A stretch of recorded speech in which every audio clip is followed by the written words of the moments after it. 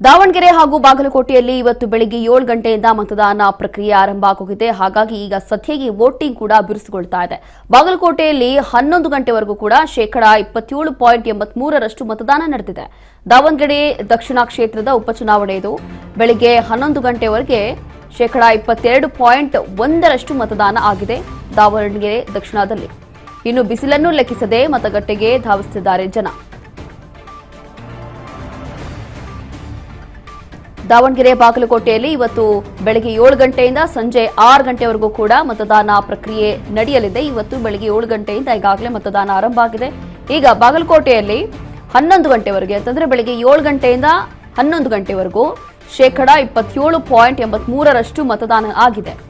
ಮತ್ತೊಂದು ಕಡೆ ದಾವಣಗೆರೆ ದಕ್ಷಿಣ ಕ್ಷೇತ್ರದಲ್ಲಿ ಬೆಳಗ್ಗೆ 11 ಗಂಟೆವರೆಗೂ ಅಂತಂದ್ರೆ ಬೆಳಗ್ಗೆ 7ರಿಂದ 11 ಗಂಟೆವರೆಗೂ 22.1% ಮತದಾನ ನಡೆದಿದೆ. ಹಾಗಾಗಿ ಬೆಳ್ಳಂಬೆಳಗ್ಗೆ ಒಂದಷ್ಟು ಮತದಾರರು ಬಂದಿರಲಿಲ್ಲ, ಯಾರು ಕೂಡ ಅಷ್ಟೊಂದು ಜನಸಂದಣಿ ಕಾಣಿಸ್ತಿಲ್ಲ, ಯಾಕೋ ಯಾರು ಉತ್ಸಾಹದಲ್ಲಿ ಇಲ್ಲ ಮತದಾನ ಮಾಡಲಿಕ್ಕೆ ಅನ್ನುವಂಥದ್ದು ಒಂದು ಕಡೆ ಅನ್ನಿಸ್ತಾ ಇತ್ತು. ಆದರೆ ಈಗ ಜನ ಬರ್ತಿದ್ದಾರೆ, ಬಿಸಿಲನ್ನು ಲೆಕ್ಕಿಸದೆ ಈ ರೀತಿಯಾಗಿ ಮತದಾನ ಮಾಡಲಿಕ್ಕೆ ಮತಗಟ್ಟೆಗೆ ಧಾವಿಸ್ತಾ ಇದ್ದಾರೆ ಮತದಾರರು. ನೋಡ್ತಾ ಇದ್ವಿ ದೃಶ್ಯಗಳಲ್ಲಿ. ಅದರಲ್ಲೂ ಕೂಡ ಹಲವು ರಾಜಕಾರಣಿಗಳು ಕೂಡ ಇವತ್ತು ಮತದಾನದಲ್ಲಿ ಬಹಳ ಹುಮ್ಮಸ್ಸಿನಿಂದ ಭಾಗಿಯಾಗಿ ಮತವನ್ನು ಚಲಾಯಿಸ್ತಾ ಇದ್ದಾರೆ.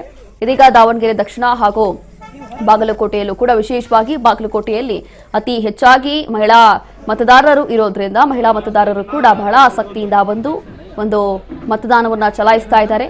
ಈಗ ದೃಶ್ಯಗಳಲ್ಲಿ ಗಮನಿಸ್ತಾ ಇದ್ದೀವಿ. ಇದು ಕೂಡ ದಾವಣಗೆರೆ ಇರ್ಬೋದು ಅಥವಾ ಬಾಗಲಕೋಟೆ ಇರ್ಬೋದು, ಎಲ್ಲ ಕಡೆಯೂ ಕೂಡ ಹಲವು ರಾಜಕಾರಣಿಗಳು ಒಂದು ಕಡೆ ಬಂದು ಮತದಾನ ಚಲಾಯಿಸಿದರೆ ಮತ್ತೊಂದು ಕಡೆ ಜನಸಾಮಾನ್ಯರು ಕೂಡ ಬಂದು ಮತವನ್ನ ಚಲಾಯಿಸ್ತಾ ಇದ್ದಾರೆ. ಅದರಲ್ಲೂ ಕೂಡ ವಿಶೇಷವಾಗಿ ಬಾಗಲಕೋಟೆ ಮತ್ತೆ ದಾವಣಗೆರೆ ಎರಡೂ ಕೂಡ ಇಲ್ಲಿ ಕಂಪೇರ್ ಮಾಡಿದ್ರೆ ಒಂದು ಪಕ್ಷ ನೋಡೋದಾದ್ರೆ ಇಲ್ಲಿ ಬಾಗಲಕೋಟೆಯಲ್ಲಿ ಸ್ವಲ್ಪ ಅತಿ ಹೆಚ್ಚಾಗಿ ಮತದಾನ ನಡೀತಾ ಇದೆ ಅನ್ನುವಂಥದ್ದು ಕೂಡ ಗೊತ್ತಾಗ್ತಾ ಇದೆ.